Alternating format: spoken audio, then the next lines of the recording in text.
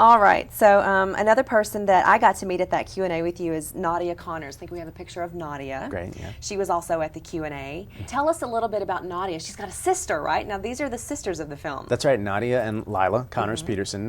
They wrote and directed the movie. They're also the co-founders of Tree Media Group, and we've been working together for many years, and they have a great sister dynamic, and that's what, their energy really propelled this film, and their expertise in the arena of environmentalism and all the things that we talk about in the film really stems from them. And we have some video of the sisters because there was a big premiere for the movie, and you were at the premiere, and there they are. Yeah. Beautiful sisters. Yes. They really bring some wholesome goodness to the film, I think. Yeah.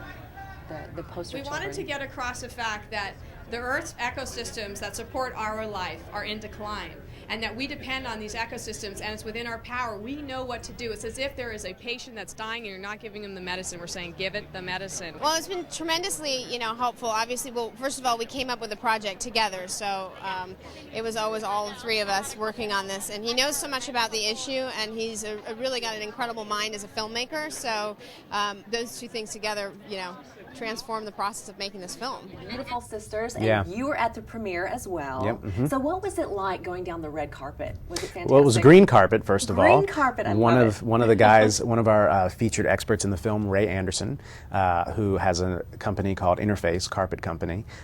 He's a very inspiring guy, actually. He, the making and manufacturing of carpets is one of the dirtiest industries that there is. And Ray has completely reinvented the way that does business and made it completely green and completely sustainable. So he and his organization, Interface, provided the green carpet for that premiere. So not only was the carpet green in color, but it was green according to being friendly to the universe, to the environment. Yeah, right? It was made in the way that industrial manufacturing has to go. That's awesome. Which is that whole concept that we talk about in the film of cradle to cradle manufacturing rather than cradle to grave, which is the way most of our industrial products are made today. Right. So many new concepts, and later in the show we're going to get into the concepts, but right now we're still talking about the personalities and the star power. And speaking of star power, we want to catch Leonardo DiCaprio on the green carpet. There is Leo, the star, and I think that he's helping get the magnetism of his star powers, bringing a lot of people to see the movie. Yep. Well, he wanted that to be his role in the film. Well, it really came from doing a documentary that I did in the late 90s on a major news channel, and I felt that the issue became muddied in the sense that there was nothing definitive about it, and I wanted to be able to do a film that really represented the majority of the scientific community, which is over 90% of the great thinkers in the environmental field that agree that we are playing a role in this issue of global warming, that man does have, there is a direct link there. And I wanted to give these people a pulpit where they could speak freely and openly about this issue, uninterrupted, unedited, where they wouldn't have to argue whether it was a reality or not. The most challenging part was putting that into a cohesive hour-and-a-half format, because we had so many profound thinkers and visionaries that said so many amazing things. We had to really leave a lot of it on the cutting room floor in order to get people to be compelled to watch the movie, but sort of be transformed when they leave the theater, and that's hopefully what the movie does. I think it paints a harsh reality of what's going to happen if we continue with business as usual, but it also inspires people to understand that there are technologies out there that can reduce our footprint on planet Earth by 90% with the technologies that are available today. It's just about implementing that into our daily life, So from stars to, I don't know what kind of, these are not really movie stars, but you have Mikhail Gorbachev, you have Stephen Hawking, you have David Suzuki. Now these are big names, not stars, but what would you call them? They're icons or something. Yeah, I mean, they're really leaders. I mean, Leaders. they're leaders, and we wanted to cast a wide net and talk to a lot of different people on a lot of different issues. Mikhail Gorbachev is somebody that we've known and worked with for many years, and we wanted to talk to him because he oversaw what major shift looks like. We saw, he was in large part responsible for this giant shift in society that happened, and so that was the reason that we wanted to talk to him, because that's what's required now is a complete Now, how exactly shift. was he responsible for the shift? Big focus for him is the environment. He sees that as one of the number one. The environment and securing weapons of mass destruction are two of the largest issues for him. So he's a big man with a big task. Yeah. Now we're over here doing our little bottles and things, but if you're Mikhail Gorbachev, you're securing weapons of mass destruction. That's right. Yeah, we all have a role to play. Yeah, whether it's small or whether it's big. Exactly, and change has to happen on every level, whether it's individual, companies, businesses, government. Change has to happen all along. It's not just one silver bullet. It's not just one little lever that we push. Right. Everything's got to change. We all have a place. Yeah. So what about Stephen Hawking? Tell us about Stephen. Stephen Hawking was Leonardo's idea. He said, wow, okay, that's one of the most brilliant men on the planet. Let's find him, talk to him, and see what he thinks. And we approached him, and he was, very excited to be part of the movie, and it was, quite an amazing experience. We actually flew. We didn't go to see him. He's in Cambridge, in England, and so we hired a local crew.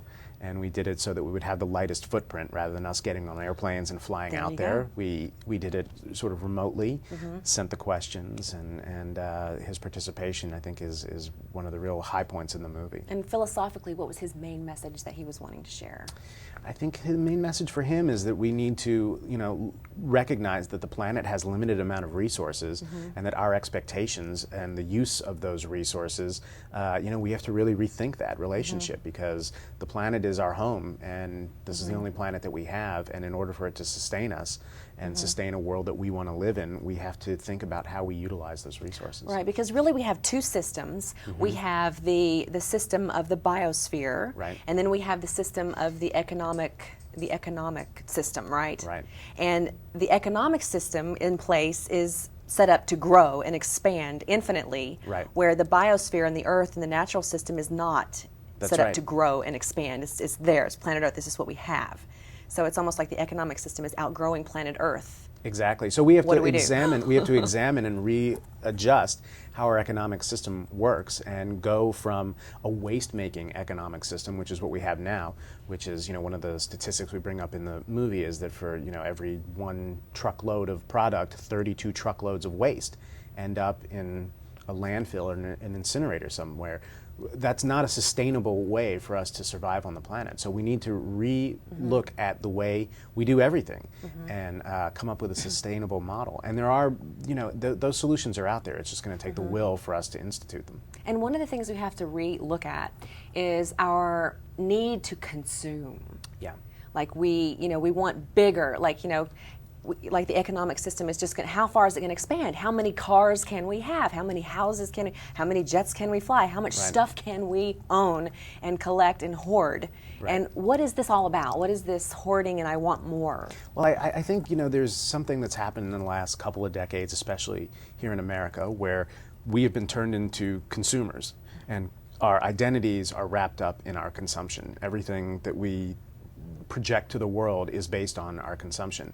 And I think what we need to do is take back our roles as citizens and get involved in the public debate. And I think we also need to look at our life and see how we can change our lives to be more part of our community, and not just have our sole sort of avenue of experience be based on what our consumption is.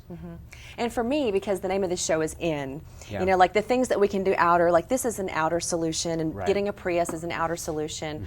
But on the inside, what can we do on the inside? Because on the Q&A, I think somebody brought up that, these external things are symptoms of an inner problem. The problem is inside of us. It's kind of in our soul, it's in our psyche, it's in our thinking, and this is where the problem begins.